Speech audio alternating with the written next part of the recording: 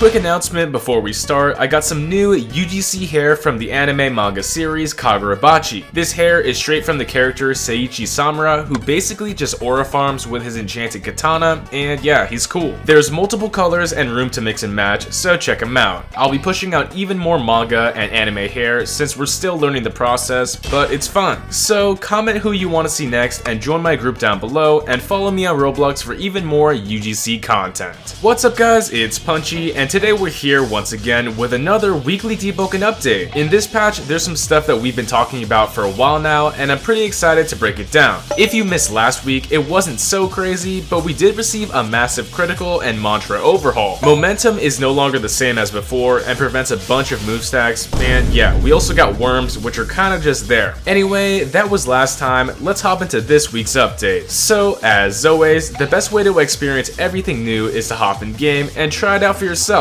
Make sure to like and subscribe so we can hit 115k, and let's get into it. Before we even hop in game, we have some teases from the official Deepwoken team about some specific upcoming content. Let's check it out and I'll tell you the facts about what we can see. So, dropped on the official Twitter for Deepwoken, we have a post that says it raises the question how the Authority ever managed to capture, let alone cage, a man like Titus. As shown, we got a character on screen. I don't know if this is Titus or just a random name as an example, but we got a few symbols here to talk about. Of course, the Authority is a large part of what's happening next with them capturing people, but the Legion is also going to be here as well. There's a symbol on top for the 100 Legions, the Khan faction, which has been majorly undershadowed by, the other ones in game. I'm excited to see what's going to happen. Is this going to be a breakout game mode? Is this going to be a boss? But leave your own thoughts down below.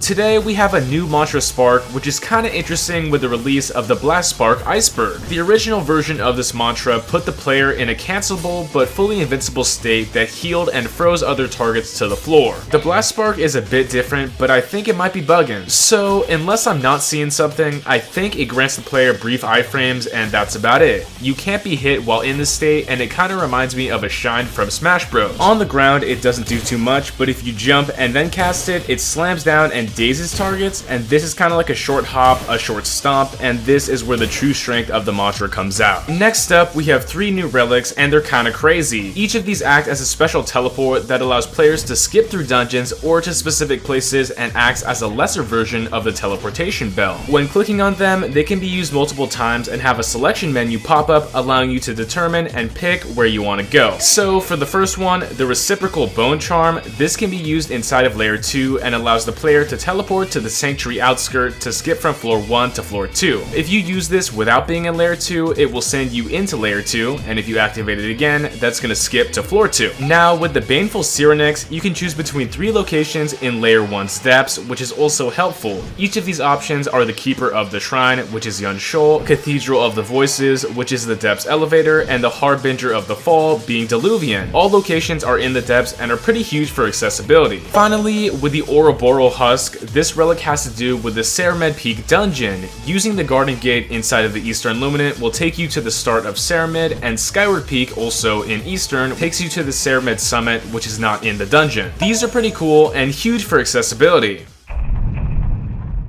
Starting with some overall changes that are going to be extremely helpful, we have access to some new movement tools and key binding options. So for starters, there is now a way to bind your character's sprint to a single key. Across the board, you no longer have to double tap W or forward to start sprinting, but you can press a single button instead to instantly start your sprint. Both of these options, double tapping W or pressing Alt, the default key for sprinting, will now allow players to get moving at the same time. Out of combat, this is huge for accessibility since people don't want to spam their keyboard, but in combat it's even greater of a change. Instead of delaying the time it takes to press W twice, we can simply press our sprint key to instantly set up a running attack or running critical. Of course, I'm a big fan of this optimization, and at a higher level of gameplay, hopefully it adds even more options to the insightful player. To make things even crazier with the use of sprint, a bug has been fixed allowing players to stay in sprint after using most mobility mantras or things like lunges. So for a while now, players will be kicked out of their running state after using something like dash, but it has been fixed, making mobility snappier and more fluid. But back to binds, we have options. If you don't mess with alt being sprint, this key is fully rebindable. And talking about keybinds, we also have another option as well, all about that. In Deepwoken, specifically due to Roblox, we can lock our camera by pressing shift. This is the default setting for many games, but now it's no longer something that restricts the player. You can now rebind your camera lock or shift lock to anything else, which might be easier to use. Keybinds are always great and it gives the player so many options, but every single game needs to allow for this. Besides that, there's also an FOV slider in the settings, so you can move in and out to reduce or improve how much you want to see on your screen. Onto some new cosmetic content, we have some mask changes coming to Vesperian. If we head in game and over to the barber, you'll notice that every single Vesperian mask model has been improved. So the model changes here are very slight, but I think they're more optimized and polished with a smoother appearance. Besides that, there are multiple new Vesperian masks that we can pick. The first seems to be an almost fully round option, and the other looks like a skull, which is pretty cool for customization. There's a folded knight-like design, as well as some other angular ones, but there's 4 in total and there's new masks. On top of the new mask shapes, there's also 3 new designs that are kind of crazy, but they look very detailed, so if you want to try them out, this is what you're going for. Also, with even more mask updates to Vesperians, the BLINDSEER visual for the race has been removed and it's been replaced by something else. I kinda like the old one, but the new one is a floating third eye with some bug tusks as well. So it's gonna be something that we grow into, but please leave your thoughts down below if you like it or if you don't. The same can be said about the VISIONSHAPER oath for Vesperian. Instead of the glowing eye specific to, the other races, Vesperian now has different markings and energy that floats on top of the mask instead of the eye. Anyway, with even more cosmetic remodels, we have a full rework coming to the EVANSPEAR hand axe. This weapon was called the EVANSPEAR hand axe, but now it's called the EVANSPEAR great axe. The old color scheme was white, gold, and black, but now it's been updated. In the current update, the model has been redone completely, sizing up the axe while keeping the basic shape, but the colors are less bright and more like Deepwoken's theme. So this looks super cool and it even enchants pretty well. Talking about enchants, even one enchant got a new rework. Ferocity, a fairly forgotten enchant, has been reworked visually. The old version of this had brighter dripping lines, but now it's been changed into more subtle, less bright droplets.